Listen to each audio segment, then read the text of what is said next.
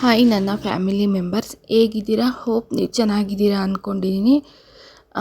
ಈ ವಿಡಿಯೋ ಬಂದು ನಾನು ಅವರು ಬ್ಯಾಂಗ್ಳೂರಿಗೆ ಟ್ರೆಕ್ಕಿಂಗ್ ಎಲ್ಲ ಮುಗಿಸಿ ಥರ್ಡ್ ಡೇ ರಿಟರ್ನ್ ಬ್ಯಾಂಗ್ಳೂರಿಗೆ ಬರ್ತಾ ಕೊನೆ ಕ್ಷಣದ ವಿಡಿಯೋ ಇದು. ಕೊನೆ ಕ್ಷಣದ ಅವರ ಟ್ರಾವೆಲಿಂಗ್ ಕೊನೆ ಕ್ಷಣದ ಒಂದು ವಿಡಿಯೋ ಇದಾಗಿದೆ. ನೋಡಿ, ಫುಲ್ ಟಯರ್ಡ್ ಆಗಿದ್ದೀವಿ, ಎಲ್ಲರೂ ಟಯರ್ಡ್ ಆಗಿದ್ವಿ. ಹಾಗೆ ನಾವು ಕೂಡ ಏನೂ ಇಲ್ಲ, ಈ ವಿಡಿಯೋ ನಾನು ಇದನ್ನು ಹಾಕಬಾರ್ದು, ಸುಮ್ಮನೆ ಮೆಮೊರೀಸ್ಗೆ ತಗೊಂಡಿದ್ದೆ.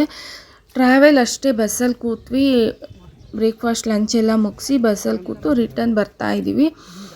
ತುಂಬ ಚೆನ್ನಾಗಿತ್ತು, ತುಂಬಾ ಚೆನ್ನಾಗಿ. ಬಸ್ಸಲ್ಲಿ ಕೂಡ ನಾವೆಲ್ಲ ಆಡ್ತಾ ರಿಟರ್ನ್ ಬ್ಯಾಂಗ್ಳೂರಿಗೆ ಬರೋಷ್ಟೊತ್ತಿಗೆ 11:30 12 ಹತ್ರ ಆಯಿತು.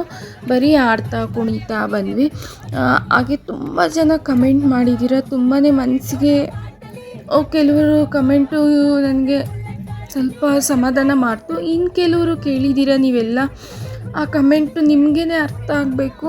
ಒಬ್ಬರು ನೋವಲ್ಲಿದ್ದಾರೆ ಅಂದರೆ ಆ ನೋವನ್ನ ಅರ್ಥ ಮಾಡ್ಕೊಳ್ಳೋರನ್ನ ನೋಡಿದ್ದೀನಿ.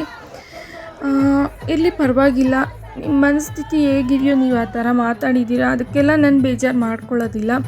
ಈ ಟ್ರ್ಯಾಕಿಂಗಲ್ಲಿ ಇದ್ದಂಥ ನನ್ನ ಫ್ರೆಂಡ್ಸ್ ಎಲ್ಲ ಕೂಡ ತುಂಬಾ ಫೀಲ್ ಆಗಿ ನನಗೆ ಮೆಸೇಜ್ ಮಾಡಿ ಒಂದು ಧೈರ್ಯನ ಕೊಡ್ತಾ ಬಂದಿದ್ದೀರ ಇಲ್ಲಿವರೆಗೂ. ಥ್ಯಾಂಕ್ ಯು ಸೋ ಮಚ್ ಅಂತ ಹೇಳ್ತೀನಿ.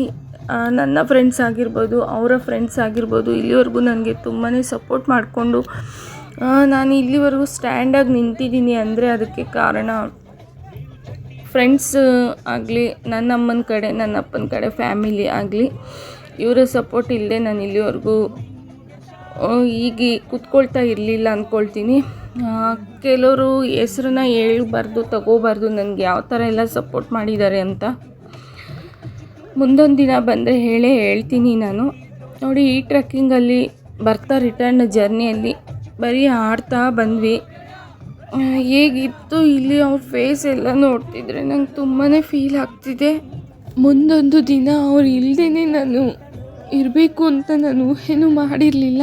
ಯಾಕೆ ಅಂದರೆ ರೈಟ್, ಲೆಫ್ಟ್, ಫ್ರಂಟ್, ಬ್ಯಾಕ್ ಎಲ್ಲನೂ ನನಗೆ ಅವರೇ ಆಗಿದ್ದರು.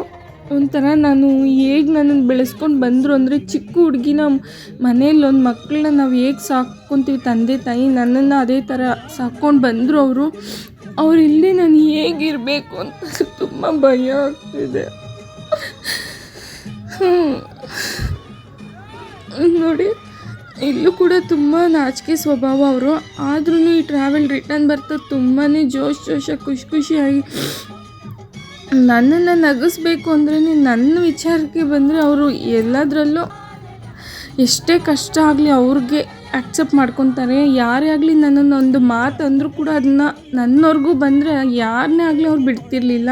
ಆ ಥರ ಸ್ವಭಾವದವರು. ನೋಡಿ, ನನಗೋಸ್ಕರ ಒಂದು ಸಾಂಗ್ನ ಅಲ್ಲಿ ಬಸ್ಸಲ್ಲಿ ಹಾಕಿದರೆ ಆ ಸಾಂಗ್ ನನಗೇ ಡೆಡಿಟ್ ಮಾಡ್ಕೊಂಡು ಆಡ್ತಿದ್ದಾರೆ ಅವರು, ನನಗೇ ಡೆಡಿಕೇಟ್ ಮಾಡ್ತಿದ್ದಾರೆ. ಹೇಗಿದೆ ಈ ಮೆಮೊರಿ, ನಂಗೆ ಇದೆಲ್ಲ ಲಾಸ್ಟ್ ಅಂತ ನಾನು ಏನೇ ಮಾಡಿರಲಿಲ್ಲ. I miss you lot. ದೇವ್ರಿಗೊಂದೇ ಕೇಳ್ಕೊತೀನಿ, ಒಂದೇ ಒಂದು ಚಾನ್ಸ್ ಕೊಟ್ಟು. ಎಲ್ಲೋ ಹೋಗಿದ್ದಾರೆ ಅಂದ್ಕೊಂಡಿದ್ದೀನಿ, ಬಹುಶಃ ಬರ್ಬೋದು ಅವರು ಅಂತ ಅನ್ನಿಸ್ತಿದೆ. ಕಳಿಸ್ಕೊಟ್ಬಿಡಿ ಅಪ್ಪ ಅಂತ ಕೇಳ್ಕೊಳ್ತೀನಿ ದೇವ್ರಿಗೆ. ಮನೇಲೂ ಕೂಡ ಅಷ್ಟೇ, ಅಮ್ಮ ಏನಾದರೂ ನನ್ನನ್ನು ಒಂದು ಮಾತು ಅಂದರೆ ಅದಕ್ಕೂ ಕೋಪ ಮಾಡ್ಕೊಂಡು ಸಿಟ್ಟು ಮಾಡ್ಕೊಳ್ತಿದ್ರು. ಅಮ್ಮ ಎಷ್ಟೋ ಸತಿ ಖುಷಿನ ಮಾಡಿದ್ದಾರೆ. ನನ್ನ ಮಗಳಿಗೆ ನಾನು ಅನ್ನೋ ಅಧಿಕಾರನೂ ನನಗಿಲ್ವಾ ಅಂತ. ಆ ಥರ ಸ್ವಭಾವದವರು. ಇವತ್ತು ಏನು ಜವಾಬ್ದಾರಿ ಗೊತ್ತಿಲ್ಲದೆ ಒಂದು ಆಟ ಆಡ್ತಾ, ವಿಡಿಯೋ ಮಾಡ್ತಾ, ನಾನು ರೀಲ್ಸ್ ಮಾಡ್ತಾ ಇದ್ದವಳಿಗೆ ಇಷ್ಟೊಂದೆಲ್ಲ ಜವಾಬ್ದಾರಿಗಳು ಬಿಟ್ಟೋಗಿದ್ದಾರೆ. ಈ ಜವಾಬ್ದಾರಿಗಳು ಕಣ್ಮುಚ್ಚಿ ತೆಗಿತಾ ಇದ್ರೇ ಭಯ ಆಗ್ತಿದೆ.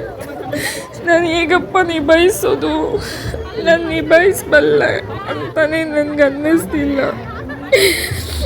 ನೋಡಿ, ಬರ್ತಾನೂ ಅಷ್ಟೇ, ಒಂದು ವಿಲೇಜಲ್ಲಿ ಟೀ ಕುಡಿಯೋಕ್ಕೆ ಹೇಳಿದ್ವಿ. ಅಲ್ಲಿ ಜಾತ್ರೆ ದೇವ್ರ ಮೆರವಣಿಗೆ ಹೋಗ್ತಿದೆ. ಅಲ್ಲೆಲ್ಲರೂ ನಮ್ಮ ಬಸ್ಸವ್ರು ಆಡೋಕ್ಕೆ ಸ್ಟೆಪ್ ಹಾಕೋಕ್ಕೆ ಹೋದರು. ಅಲ್ಲೂ ಕೂಡ ನನ್ನನ್ನು ಪುಷ್ ಮಾಡಿದ್ರು. ನಮ್ಮ ಮನೆಗಳ ಹತ್ರ ಈ ಥರ ಬಂದಾಗ ಚಾನ್ಸ್ ಸಿಗಲ್ಲ ಆಡೋಕ್ಕೆ, ಹೋಗುಮ ಇಲ್ಲಾದರೂ ಆಡೋಒಂದು ಸ್ಟೆಪ್ ಹಾಕು, ವೀಡಿಯೋ ಮಾಡ್ತೀನಿ ಅಂತ. ಎಲ್ಲದರಲ್ಲೂ ನನ್ನ ಮುಂದೆ ತೊಳ್ಳೋದು. ಎಲ್ಲದರಲ್ಲೂ ಅವರು ಸಣ್ಣ ಮಕ್ಕಳಲ್ಲಿದ್ದಾಗ ಮಿಸ್ ಆಗಿರ್ತೀವಿ. ಎಷ್ಟು ಹಳ್ಳಿ ನೋಡಿ ಇದು. ಇಲ್ಲೂ ಕೂಡ ನನ್ನ ಸ್ಟೆಪ್ ಹಾಕಿ ಹೋಗು ಅಂತ ಪುಷ್ ಮಾಡ್ತಿದ್ದಾರೆ ನೋಡಿ. ಆದರೂ ನಾನು ಸುಮ್ಮನೆ ನಿಂತಿದ್ದೀನಿ. ಅಲ್ಲಿ ಬಸ್ಸಲ್ಲಿದ್ದ ಹುಡುಗಿರೆಲ್ಲ ಅಂದರು, ಸಿಸ್ಟರ್ ಎಷ್ಟೊಂದು ಅವರೆಲ್ಲ ಸಿಂಗಲಾಗಿ ಬಂದಿದ್ದರು. ಸಿಸ್ಟರ್ ಎಷ್ಟು ಅದೃಷ್ಟ ಮಾಡಿದ್ದೀರಾ, ಈ ಥರ ಗಂಡನ ಪಡೆದಿದ್ದೀರಾ, ನೀವು ಇಬ್ಬರು ಒಳ್ಳೆ ಫ್ರೆಂಡ್ಸಾ, ಲವರ್ಸಾ, ಇಲ್ಲ ವೈಫ್ ಆ್ಯಂಡ್ ಹಸ್ಬೆಂಡಾ, ಕನ್ಫ್ಯೂಸ್ ಆಗ್ತಿದೆ ನಿಮ್ಮಿಬ್ಬರನ್ನ ನೋಡ್ತಿದ್ರೆ. ನಿಮ್ಗೆ ನಿಜವಾಗ್ಲೂ ಇಷ್ಟು ದೊಡ್ಡ ಮಕ್ಕಳಿದ್ದಾರೆ ಅಂತಲೇ ಅನ್ನಿಸ್ತಿಲ್ಲ. ಇಷ್ಟು ವರ್ಷ ಆದ್ರೂ ನೀವು ಇಷ್ಟು ಅನ್ಯೋನ್ಯವಾಗಿದ್ದೀರಾ, ನಿಮ್ಮ ಸೀಕ್ರೆಟ್ ಏನು ಹೇಳಿ ಅಂತ ಎಲ್ಲ ನಮ್ಮನ್ನು ಒಂದು ಕಪಲ್ ಅಂತಲೇ ಹೆಸರಿಟ್ಬಿಟ್ಟಿದ್ರು. ಇಲ್ಲೂ ಕೂಡ ನೋಡಿ ನನ್ನ ಪುಷ್ ಮಾಡಿ ಇಲ್ಲೂ ಕೂಡ ನಾನು ಹೋಗಿ ಒಂದೆರಡು ಸ್ಟೆಪ್ನ ಹಾಕೋರ್ಗೂ ಅವ್ರು ನನ್ನ ಬಿಟ್ಟಿಲ್ಲ. ಹೋಗು ಅಂತ ಹೇಳಿ ನನಗೆ ನೋಡಿ ಇಲ್ಲಿ ಕೂಡ ಒಂದು ಸ್ಟೆಪ್ ಹಾಕ್ಸಿದ್ರು. ಈ ಮೆಮೊರೀಸ್ನೆಲ್ಲ ನಾನು ಲೈಫಲ್ಲೆಲ್ಲ ನಾನು ಅಂದ್ಕೊಂಡಿದ್ದೀನಿ ಅವ್ರು ಇದ್ದಾರೆ, ಈಗೂ ಕೂಡ ನನ್ನ ಪಕ್ಕ ಕೂತಿದ್ದಾರೆ, ಈಗಲೂ ಕೂಡ ನನ್ನ ಪಕ್ಕನೇ ಇದ್ದಾರೆ ಅಂತ ಅಂದ್ಕೊಂಡಿದ್ದೀನಿ. ನೋಡಿ ಫೈನಲಿ ಇಲ್ಲಿ ಊಟಕ್ಕೆ ನಿಲ್ಲಿಸಿದ್ರು. ಹೆಂಪರಲ್ಲಿ ಊಟನ ಮುಗಿಸಿ ಆ ಕಡೆ ಈ ಕಡೆ ಎಲ್ಲ ಏನಿದೆ ಅಂತ ನೋಡಿ, ಬಿರಿಯಾನಿ ಅಂದರೆ ನನಗಿಷ್ಟ ಅಲ್ವಾ, ಆ ಬಿರಿಯಾನಿನ ಕೊಡಿಸಿದ್ರು. ಊಟ ಎಲ್ಲ ಮುಗಿಸಿ ರಿಟರ್ನ್ ಬಂದ್ವಿ ಬ್ಯಾಂಗ್ಳೂರಿಗೆ. ಇದೇ ಅವರ ನನ್ನ ಕೊನೆ ಕ್ಷಣದ ಟ್ರಾವೆಲ್ ಬ್ಲಾಗ್ ಇದು. ಯಾರೋ ಒಬ್ಬರು ಕೇಳಿದ್ದಾರೆ ಕಮೆಂಟಲ್ಲಿ, ಎಕ್ಸ್ಕ್ಯೂಸ್ ಮೀ ಸರ್, ನಿಮಗೆ ಗೊತ್ತಿಲ್ಲ ಅನಿಸುತ್ತೆ, ನಾನು ಅವ್ರಿಗೆ ಈ ಥರ ಆದಮೇಲೆ ಯೂಟ್ಯೂಬ್ ಸ್ಟಾರ್ಟ್ ಮಾಡಿಲ್ಲ. ಸ್ವಲ್ಪ ನೀವು ಕಮೆಂಟ್ ಮಾಡುವಾಗ ಆಲೋಚನೆ ಮಾಡಿ. ನಾನು 1.5 ವರ್ಷ ಮೇಲೆ ಆಗಿದೆ ಯೂಟ್ಯೂಬ್ ಸ್ಟಾರ್ಟ್ ಮಾಡಿ. ಅವ್ರ ಡ್ರೀಮ್ ಇದು, ಅವರ ಮೆಮೊರಿಬಲ್ ಇರಲಿ ಅಂದ್ಬಿಟ್ಟು ವೀಡಿಯೋನ ಹಾಕಿದ್ದೀನಿ. ದಯವಿಟ್ಟು ಮನಸ್ಸಿಗೆ ಚುಚ್ಚೋ ಥರ ಮಾತಾಡಬೇಡಿ. ನಾನು ಮುಂದೆ ಕಂಟಿನ್ಯೂ ಮಾಡ್ತೀನೋ ಇಲ್ಲ ಗೊತ್ತಿಲ್ಲ, ನಾನಿರ್ತೀನೋ ಇಲ್ಲನೂ ಗೊತ್ತಿಲ್ಲ. ಎಲ್ಲಿವರೆಗೂ ಆಗುತ್ತೋ ಅಲ್ಲಿವರೆಗೂ ಅಷ್ಟೇ ಮಾಡ್ತೀನಿ. ನೋಡಿ, ಇನ್ನು ಕೆಲವ್ರು ಕೇಳಿದ್ದೀರಾ ಏನಾಗಿತ್ತು ಅಂತ. ಹಿಂದೆ ವೀಡಿಯೋದಲ್ಲೇ ನಾನು ಹೇಳಿದ್ದೆ, ಬಟ್ ಪಾಪ ನೀವು ಕನ್ಫ್ಯೂಸಲ್ಲಿ ನೀವು ಕಮೆಂಟ್ ಮಾಡಿದ್ದೀರಾ ಅನಿಸುತ್ತೆ. ಲಾಸ್ಟಲ್ಲಿ ಇಲ್ಲೂ ಕೂಡ ನ್ಯೂಸ್ ಪೇಪರ್ದು ಒಂದು ಲಾಸ್ಟಲ್ಲಿ ಫೋಟೋ ಹಾಕ್ತೀನಿ, ದಯವಿಟ್ಟು ಪೇಪರಲ್ಲಿ ಓದ್ಕೊಳ್ಳಿ. ನನಗೆ ಪೂರ್ತಿ ಹೇಳೋ ಅಷ್ಟು ಶಕ್ತಿ ದೇವ್ರು ಇನ್ನೂ ಕೊಟ್ಟಿಲ್ಲ. ಈ ವ್ಲಾಗ್ ಇದಾಗಿದೆ. Thank you for support. Bye.